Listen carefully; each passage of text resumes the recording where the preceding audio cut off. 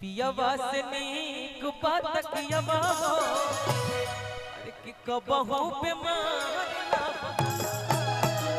पियवा से नीक बात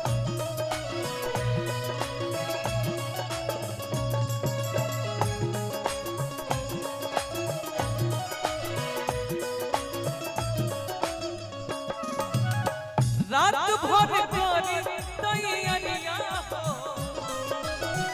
रात भर करी तैयारिया हो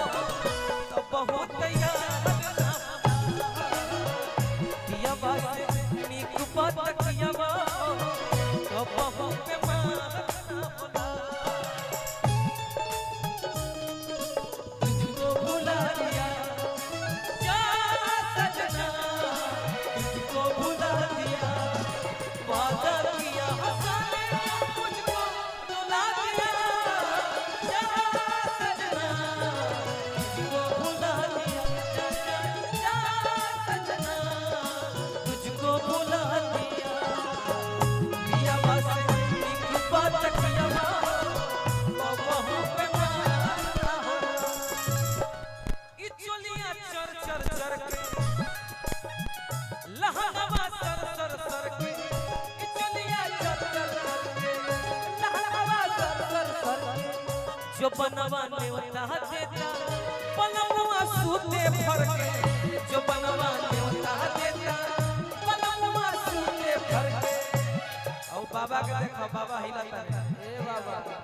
धान हा बाबा ऐसे ऐसे करत रहलो ई चोलिया चर चर चर के लहंगवा सर सर सर के जो बनवा ने उता देता पलंगवा सूते भर के जो बनवा ने उता देता पलंगवा सूते भर के जो बनवा ने उता देता पलंगवा सूते भर के ए घूम के आवे के बा घूम के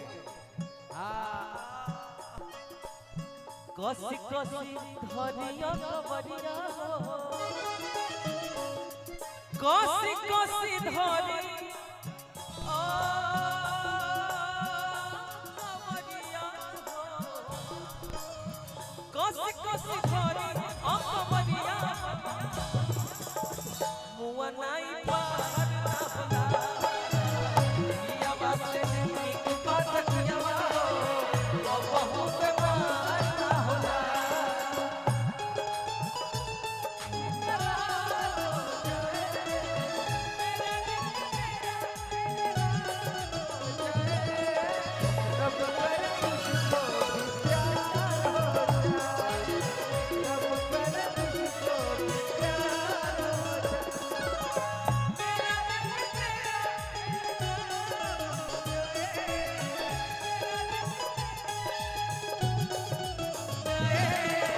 रब करे मुझको भी प्यार हो जाए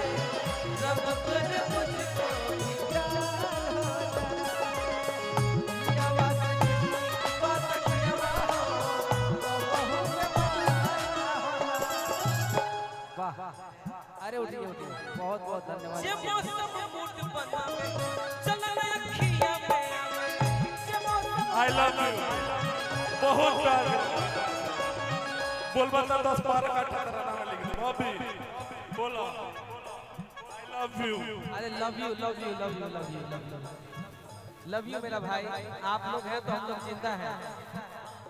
और चंदन भैया के दिल से हार्दिक अभिनंदन जे मौसम मूड बनावे चलल अखियां में आवे जे मौसम मूड बनावे चलल अखियां में आवे जे धक धक धड़के छाती तकिया में काम चला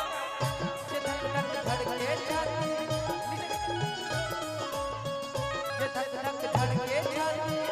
तकिया में काम चलावे ए वाह आई लव यू हमारी जिंदगी सफल हो गई भैया तरफ से सही कहा था।